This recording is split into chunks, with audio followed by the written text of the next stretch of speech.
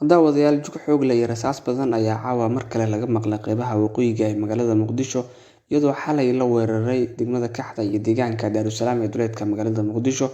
Warar kala duwan ayaa kasoo baxaya goobta caawa la weeraray, waxaana aad u yar xogta la heli karo maadaama ay tahay goor habeen ah dadkuna ay ku xaroodeen guryahooda. Balse dad aan la hadalnay waxay noo sheegeen in hub culus iyo qaraxyo lagu weeraray saldhigga ay ciidamada dowladda ku leeyihiin agagaarka Saraha Caymiska oo dhaca inta u dhaxaysa Daarusalaam iyo degmada Yaaqshiid. Xaaladda aaggaasi ayaa ah caawa mid cabsi leh, waxayna dadku ku xaroodeen guryahooda, iyadoo weerarkan kusoo beegmaya xilli xalay la weeraray deegaanka Daarusalaam guri uu ka deganaa Gudoomiye ku-xigeenka amniga degmada Hilwa. Amniga magaalada Muqdisho ayaa aad u xumaaday, iyadoo xalay dhammaan magaalada laga dareemay khalkhal xoog leh kadib markii la weeraray degmada Kaxda, saldhig ku yaalay, iyo sidoo kale deegaanka Daarusalaam.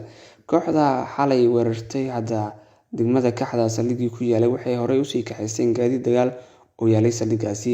Booliiska Soomaaliya oo ka hadlay weeraradii xalay lagu qaaday degmada Kaxda iyo sidoo kale deegaanka Daarusalaam ayaa shaaciyay geerida 2 qof iyo dhaawaca 16 qof oo kale, iyo sidoo kale waxyeello aan la caddayn karin nooceeda oo soo gaartay 3 askari oo ka tirsan ciidamada dowladda.